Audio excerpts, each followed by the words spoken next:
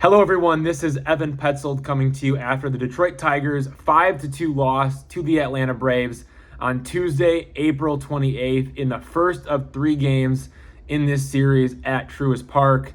First and foremost, the Atlanta Braves, they are the best team in baseball for a reason. They are now 21-9. That's their record on the season. Whereas the Tigers, they have fallen to a 15-15 record, back to 500 after this loss. The story of the game had nothing to do with the game. It was injuries. Casey Mize and Javier Báez, both players go down with injuries. Casey Mize in the 3rd inning, he went down with right groin tightness. It started in the 2nd inning. They got it checked out between innings, and Casey Mize wanted to try to go again for the 3rd. Turns out wasn't able to make it very far. He fielded a swinging bunt, and he made the play to get the out, flipped the ball to Spencer Torkelson after he ran it down towards the first base line, but he came up limping. He kind of had like a one-legged hobble after he flipped the ball to Torkelson, crossed over into foul territory as he was finishing the play, and then he came up limping, and you could just tell something wasn't right. And so manager A.J. Hinch, head athletic trainer Ryan Eubanks, they go out there, and Casey Mize doesn't even throw a practice pitch. You see it all the time when guys get hurt. They will throw a practice pitch to see if they're able to keep going. None for Casey Mize. A.J. Hinch said, look, it's April. We're not going to risk anything in this situation, especially considering where, they're at in the season, considering where they were at in the game. And so it was just an automatic, hey, take him out. And hat tip to Brant Herter, who covered some very important innings for the Tigers. Mize goes out. It was only 2 1/3 innings at that point. He did allow 2 runs, with both runs in the 3rd inning being charged to him. And then Brant Herter, shout out to Brant Herter, 2 2/3 scoreless innings. He really did a good job of bridging the gap. Burch Smith as well. He gave up 1 run, but he covered 2 innings. So you have Brant Herter covering 2 2/3 innings, Burch Smith covering 2 innings, and then it goes to Tyler Holtz, and he covered 1 inning. He pitched that final inning there in the 8th, but gave up a 2-run home run to Ozzie Albies. That really sealed the deal. That put the Braves up 5-0. And then Wenceel Pérez, he had a 2-run home run for the Tigers in the 9th, but it was too little, too late. But Brant Herter, Burch Smith, they really did a good job of bridging that gap between Casey Mize and the end of the game. Definitely saved the bullpen for the rest of this 3-game series. And then the other injury was Javi Báez, and that was a scary one. That one was scary because you had a situation where Javi Báez hits a ball and it goes to the shortstop, and then chaos ensues after that. It was a wild throw from the shortstop, Mauricio Dubon, to first baseman Matt Olson, and it looked like Matt Olson was going to have to leave the bag to go get it and then swipe tag Javi Báez at first base. That's how it looked initially. Turns out the throw was a little bit more on target, and Matt Olson was able to get to the bag and step on it with his foot. But in that split-second moment, Javi Báez thought that it was going to have to be a swipe tag. So what he did was he tried to avoid the tag by going, more towards the first baseline and more towards foul territory.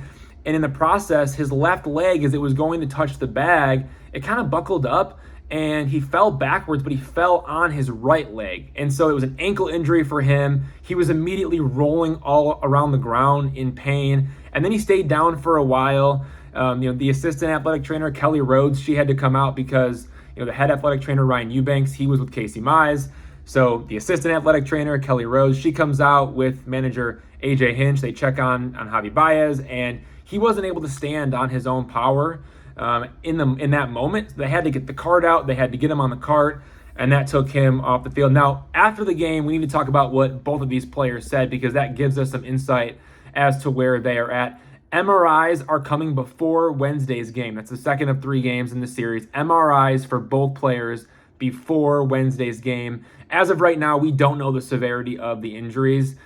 Casey Mize says he feels pretty good about things and that the initial tests are positive, but literally they're going to have a much clearer picture on what they're looking at once this MRI happens on Wednesday. And it's the same with Javi Báez. He's walking around after in the clubhouse. That's a good thing. Now he is walking with a limp, does not look healthy as he walks, but he got some treatment. He's now able to put pressure and stand on his leg. He's able to walk around. Those are positive signs, but in terms of understanding the exact severity of the injury, we're just not going to know until before Wednesday's game once those guys get their MRIs. But It was a rough one for the Tigers. Again, it was a 5-2 loss. They were shut out going into the ninth inning, and then Wenceel Pérez has the 2-run home run. They were shut down by 35-year-old left-hander Martin Perez. Spencer Torkelson was going for his sixth game in a row with a home run. That obviously did not happen. He was shut down. So he's one of 5 players who are tied with the franchise record, 5 games in a row with a home run. He was not able to break the record with 6 home runs. But the real focus is on these 2 players who were injured, Casey Mize, Javier Báez. We'll know more about them on Wednesday. And what happens if they can't go? If Casey Mize is unable to go, maybe the Tigers call up a reliever and then they turn to Sawyer Gipson-Long to fill his spot in the rotation when it rolls around again. For Javi Báez, the big question is, who else is there to play shortstop? Kevin McGonigal can play shortstop, but AJ Hinch isn't going to want to have a roster with only one shortstop on the team, and Trey Sweeney is hurt. Zach McKinstry is hurt. Trey Cruz is hurt. So where do the Tigers get another shortstop? Maybe Gage Workman. Maybe the Tigers feel confident that Hao-Yu Lee could play there in a pinch if needed. I know Hao-Yu Lee, he came up as a shortstop, and now he's settled in as a second baseman and a third baseman. Does that allow them to... can they buy some time, at least until Zach McKinstry is back? The good news on McKinstry is he is facing live pitching. It's Bo Brisky and Troy Melton throwing live batting practice to Zach McKinstry down in Lakeland, Florida at the spring training complex. So maybe he's going to be able to come back sooner rather than later. It sure seems that way. Maybe they could accelerate that process and have Hao-Yu Lee as kind of a backup plan at shortstop if needed. Over the next few days while, Zach McKinstry gets back and with the team. He's going to need a rehab assignment. At least that was initially what the thought was. So, I don't know. We'll see how all this plays out. A lot will be determined before Wednesday's game once Javi Báez and Casey Mize get the MRIs. But the Tigers lose 2 players, and then they lose 1 game, and they'll be back at it on Wednesday looking to get in the win column again with none other than left-hander Tarik Skubal, the reigning 2-time American League Cy Young winner, on the mound.